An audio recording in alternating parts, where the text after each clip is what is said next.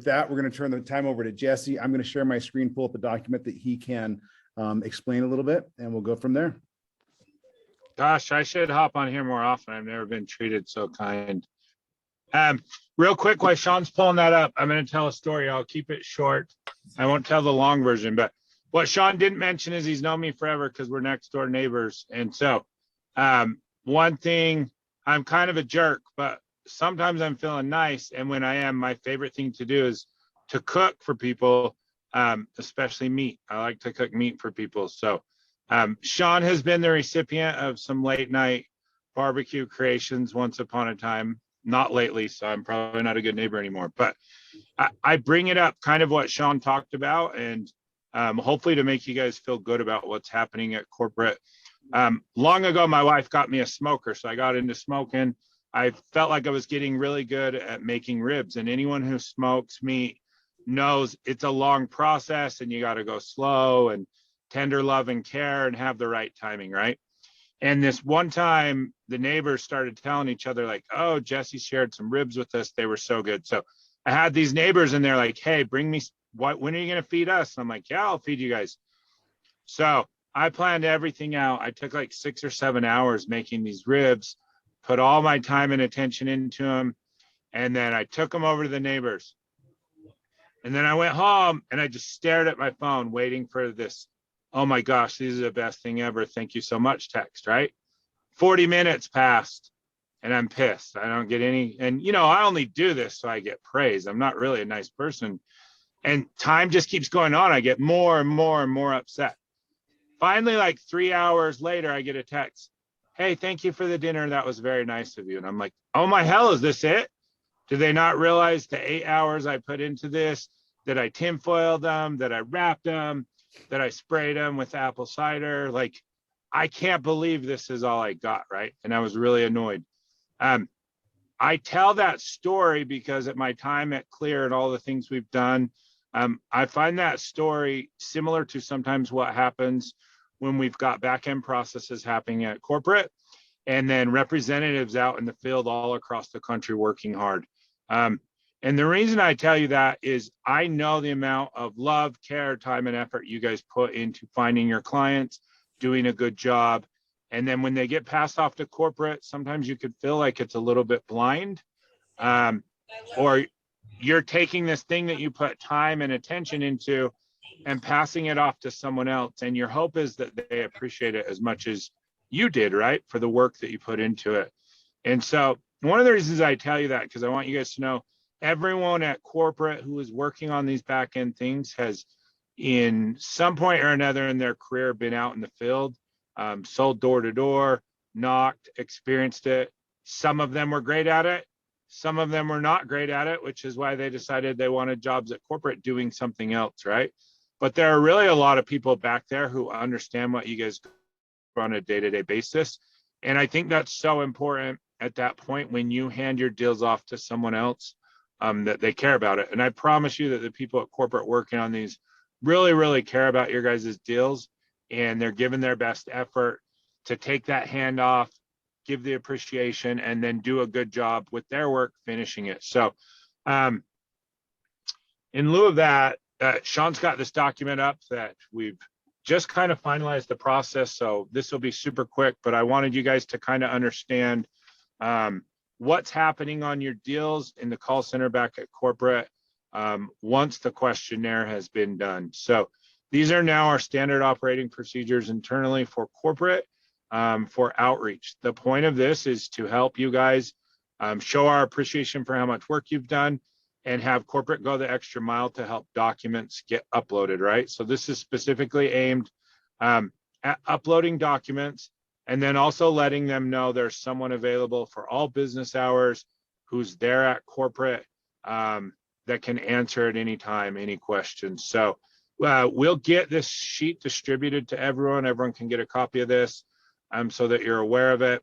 And if you have any questions or concerns later, obviously reach up through your management and we'll be happy to deal with those and answer those. So we have switched our management style on these. So I want you guys to know your deal when it comes into the questionnaire It won't just be in some big queue that anyone can do any of these calls. It's going to get assigned to one individual agent so that your client has one customer service rep that they're able to call all the way through the process. This is also helpful because as I look at the faces in these windows here, most of you are out and about in the field. These customer service reps are in the office at corporate and probably have a better chance of getting a quicker answer by going to their operational leaders or getting a hold of the accountants quicker, which should be very helpful for all of you as we speed this up for your clients. So this is what you guys are looking at. This is the call cadence that will happen. This is basically after the questionnaire, what could possibly happen over a 5-day period. I'm really just going to focus on what happens on day 1, and then you'll understand on what happens day 2 through 5 if we talk about day 1. So day 1 after the questionnaire comes in, if your customer has uploaded docs already, we'll be able to see that. But in the call center, we have a 4-hour time period that after a customer has filled out the questionnaire or application, you might call it, within 4 hours, someone from the customer service team will reach out to them, and that will be call 1. If call 1 is not answered by your client, we will leave a voicemail. We will then send an introduction email. This introduction email is the most important part in the process because it's going to have the customer service rep's contact information. Within that contact information, it will give a direct line. So for future calls, they do not need to call back into the corporate number. They can call directly to their customer service rep. All of those direct lines are equipped to be able to handle incoming and outgoing text. So your client will be let know that if they prefer to text, that is a fine method to do it, and that also they can communicate through email. Outside of that, one thing that we're getting a lot of feedback on, obviously these are business owners, they're busy running their business, and frequently they may have a 15 or 20-minute or 30-minute window where they really need to talk to someone. So we will also be distributing the bookings link, which is similar to a Calendly or one of those apps if you guys have ever used it. So all of the customer service agents will have a calendar that any client could schedule a specific time. So they're available for that time. If you've got a busy business owner who needs a specific time, they can know that the customer service rep is going to be available at that time. Also on top of that, all of our stations are now equipped with cameras, and any client can also participate in a Zoom if they want. This can be especially helpful if you have a client who's struggling to upload their documents, understand the process in Canopy, we can get on and screen share. Outside of that email, they will also text them. So this is a good intro of letting them know I'm available on call, I'm available on email, and I'm available on text. That's all what will happen in day 1. We'll distribute this to you guys so you can look exactly what it is. But basically, over the cadence of 5 days, it's possible for us to attempt to reach out 8 times. After 8 times, if we get no communication back, we will mark it non-responsive. We don't want to pester your clients to death. Also, just know that non-responsive does not mean canceled or anything like that. It just means we're going to back off of pestering them, and at that point, give them time. And you'll see when we distribute this, days 2 through 5, the first call is the only call where we'll leave a voicemail, do an email, and a text. After that, it softens a little bit, but we will continually reach out. So we would like your feedback, and there's some things that I just want you guys to know, right? The point of this is to maximize how many uploads you're getting. We're seeing it very effective. It's helping tremendously. Also, sometimes there are some clients who would prefer probably that they just don't get contacted. If they let us know that, we'll immediately take them out of the queues. But every once in a while, you may have a client that's like, hey, you guys have really called me a lot, right? And our agents, obviously, they'll handle that nicely, be kind. But we do let them know, hey, you filled out the questionnaire and an application, and we're trying to serve you our best and make sure we can kind of get you to the front of the line to get your credit and file this quickly as possible. So Any of your feedback through management as we do this will be very helpful, but I feel very confident in the group. It's fantastic to see. Uploads have absolutely skyrocketed since we got this implemented, and it's very early on. So I'm very happy about it. One thing I will mention outside of this, that may be a question, so I'd like to address it now. If you're doing any type of referral process and referral deals, there may be a situation where you do not want your customers communicated to in this process. If you do, it's very important that you reach out to leadership, as that is kind of a one-off process. And we need to make sure that they do not get put in the queue so they're not communicated. So an example of that would be a CPA who's handling uploads and things for customers, and he really doesn't want his clients getting hassled, and he wants to handle that. So if you have any of those scenarios, please make sure you reach out to manager. They'll go up to their territory managers, and we'll make sure that we get the instructions for you guys to handle that. However, that is a one-off scenario. What you're looking at here will be our standard practice, which is to really do a good job of trying to make sure we get a hold of your clients and get the documents uploaded for them. Awesome. That's all I've got. I'm super excited about this. I think you guys are going to love how much you see it help you. We have invested a lot of time and money into this, and it's because we want you to be free to be out and selling and not always having to poke at people, stragglers, to upload their documents. Awesome. Thanks so much, Jesse. I'll just add 2 things to that. One of them real quickly is this is really important just to understand, to pass on to your teammates. If you're a manager, regional, make sure you pass this down, because at the end of the day, it's just important that we manage expectations. And if clients understand that they're going to be contacted and that's for a positive reason, it's not a problem. If they don't know that and they start getting questions or getting contacted, it may be a problem. So as long as we manage expectations right up front, this should be a positive thing. As Jesse noted, uploads have already gone up tremendously. And then I noticed Tyler Eldridge, a couple of you guys are on here. We were talking about some of these referral deals. If there's any of these questions that are based around referrals, just know that we had a meeting late today, and we'll have some changes already in place tomorrow. And we're working on a real streamlined process for the referral from beginning to end that would kind of catch all this anyway. So as for that, Jesse has left a party to do this. So we're going to let Jesse hop out and do what he needs to do. I'm just going to stick around long enough to answer any questions. And as soon as we're done answering questions, we can let you guys get to the game. So I'm open for question and answer. Thanks a lot, Jesse. Thank you, guys. Have a great night. Thank you, Jesse. Hey, Sean, this is Dylan. Yes. Hey, so I know that team down in Austin, and I'm sure we'll run into it eventually, but I feel like how much resources do we have as far as Spanish-speaking customers? Because I feel like eventually down in the south part of the country, we're going to run into that. So is there a plan in place for Spanish-speaking, CPAs or people to help these people upload documents that are mainly Spanish-speaking? Yeah, to be fully transparent, I wouldn't say that we have large resources at this time. However, we have made preparations for that. When you finish the questionnaires, we just made changes just barely last week, right? One of the things that we had added is a little box on the end of the questionnaire that's you can check if you would like communication in Spanish.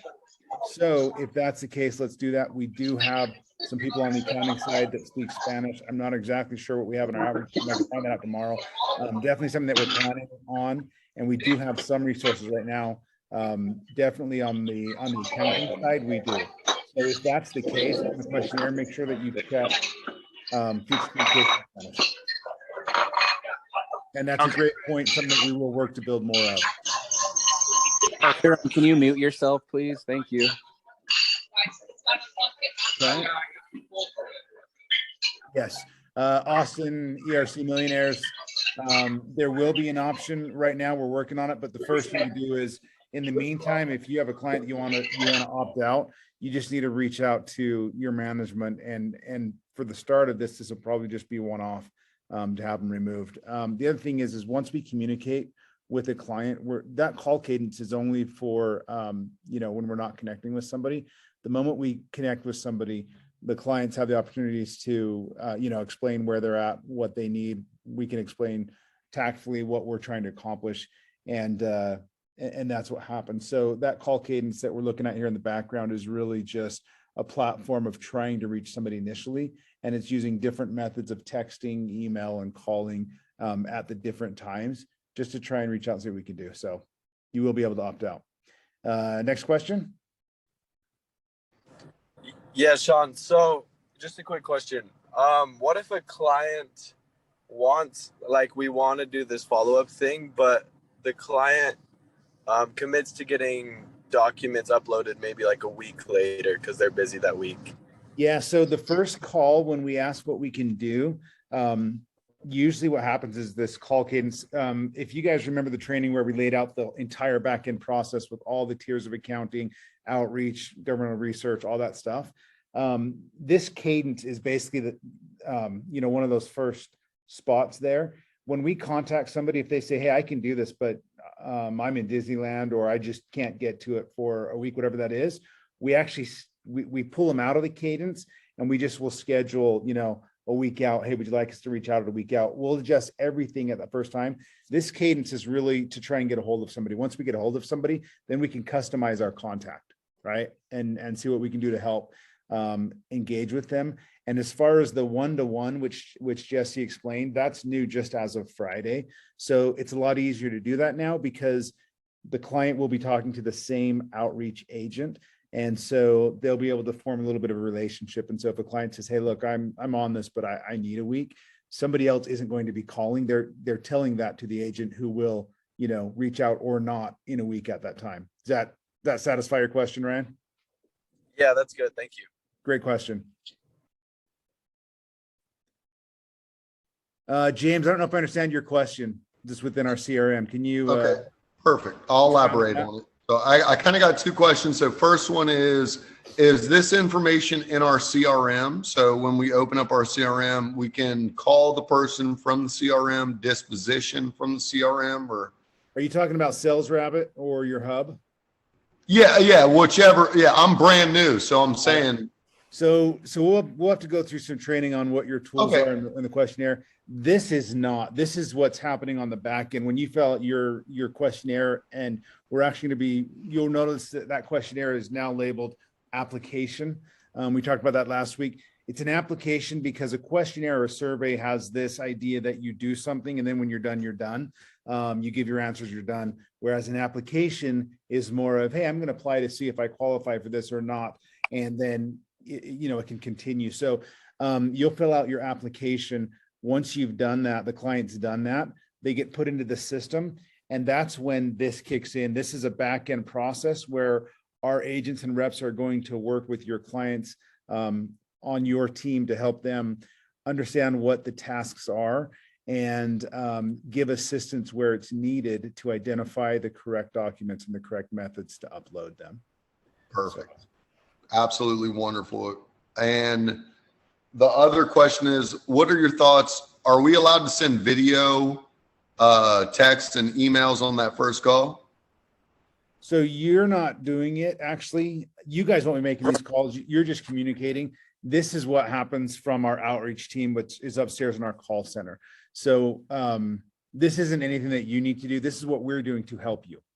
So they'll be getting a phone call or a text or whatever to just say, hey, we're here if you need us. If the client says, yeah, I don't need anything, I'm going to submit all my documents to the portal and I'm going to work with James and I'm good, we won't be reaching out to them. But if they say, okay, that's awesome, I may have some questions, they will then have a number to reach out to, whatever. Hey, I'm trying to upload these documents. I can't find this payroll in the format that you're asking for. Can you help me with that? We can do that. As we communicate, or as our outreach team communicates, they can do it through phone, through email, through text, or even through Zoom. So all of the computers in our call center are outfitted with cameras now, where they can actually have a face-to-face Zoom style virtual call, which is awesome because, again, it's a nice touch. You're talking to somebody and that you can see their face. You can get a better read. It adds credibility, all of that. So not something that you'll be doing. This is something that we're doing to help you. Were you on my call last week on Thursday, my training call? I guess I didn't do one last week, 2 weeks ago. Have you attended one of my? I was. Okay. I say I'm going to do another one of those tomorrow at 3. You're welcome to hop on. We can go over all kinds of just process questions if you want. We'll get you, ask your manager for a link.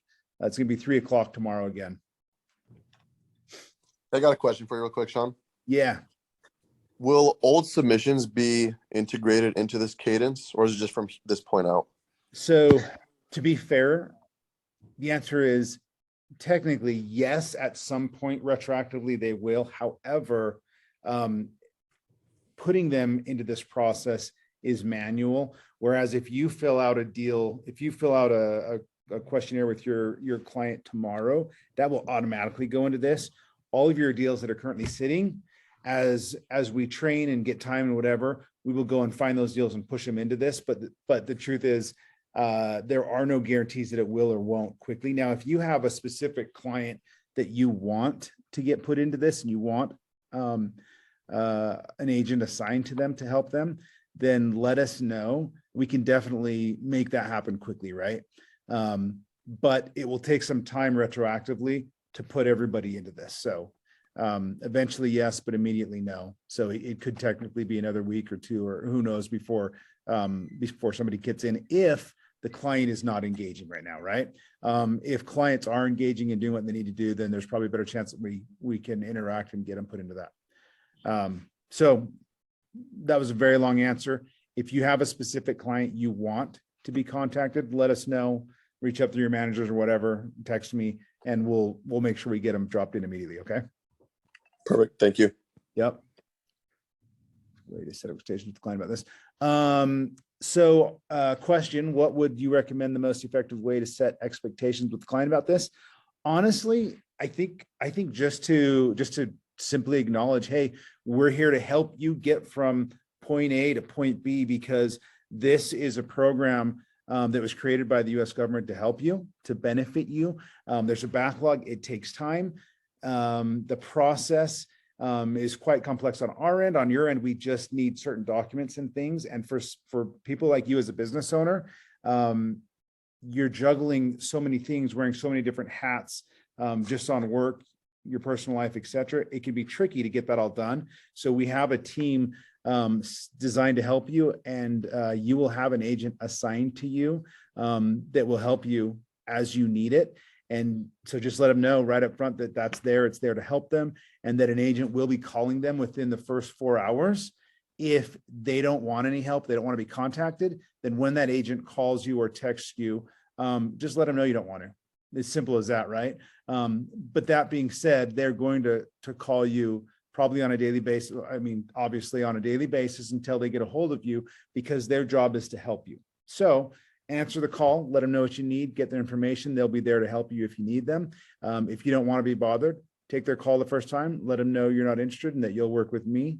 As simple as that. I think that's probably the simplest way, is just to clearly explain what it is, and that the truth is it's a benefit to them, because they're going to be looking for documents and going through a process that they may not have done before. It's not incredibly complex for them. However, being the first time, sometimes it's nice to have somebody hold their hand a little bit and walk them through the process of identifying documents and uploading them properly. So does that answer your question? I know we can read that, but I think that's the best way to set the expectation, is just simply let them know somebody's going to be calling you within 4 hours, and they'll probably try and contact you until they reach you.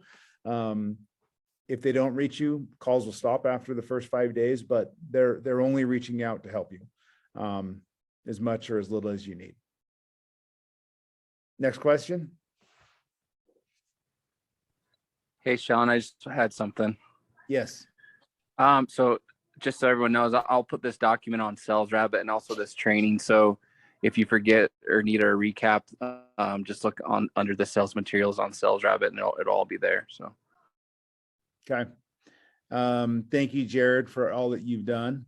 Any other questions, concerns? Okay. Quick reminder, I'll be doing a fundamentals training tomorrow, 3:00. Basically just go over ERC from the very beginning, how it's calculated. A lot of times these questions haven't come up. Some reps don't fully understand, and eventually they do come up. And they just want to know, because some don't already, how exactly is this calculated? Just some of the real basics of it. And we go over the credit from the very beginning of what it is, why you can qualify and why you can't. just to eliminate any misnomers or any misinformation. So I appreciate everybody's time. We're going to hop off unless anybody else has any questions. We can watch the game. Feel free to text or call me or reach up to your manager if there's anything else you need. Okay. Thanks a lot. Hey, I got an everybody. interesting question Oh. for you real quick. Yep. I'm with you. I was talking to it was a nonprofit organization today that had a concern about accepting government funds because then they could have control or a say over what they did within the organization. Mm. And I'd never heard of that, but I just wanted to double check. I told them it was, I told them that was not a thing. I just want to make sure that was accurate. I don't even know where that thought would come from. Basically, if a nonprofit paid W-2 wages, then they are eligible for a credit back, which is a refund on money they've already paid the government. The government is simply saying, pandemic was hard, you paid wages. If you were affected through revenue loss or through mandates, then we're willing to refund some of the money you paid back to you through the refundable tax credit, which is ERC. It's as simple as that. With PPP loans, you could spend it only in certain ways. 60% at a minimum had to go towards payroll. The other 40 could have gone towards supplies or rent. Most people put 100% towards payroll. So there were some rules on how you spent it or whatever. With this, they're literally saying if you were affected and it can be substantiated and you pay W-2 wages, we're giving you a credit back. That's the end of the story right there. So there's no control or they don't even track how the money's spent, right? So hopefully that answers your question. Yep. Thank you. Yep. And if you ever have anything like that and the client's really sticky and they need to talk, reach up to your managers or even to me if it's big account. Myself and others are happy to hop on calls like that and just help put people at ease. So if you ever need assistance like that, let us know. Great question. Appreciate Okay. it. You're the best. Anybody else? Okay, you guys are awesome. Thank you so much for your hard work. That truly was awesome having Jesse on tonight. So thanks everybody. Have a great night.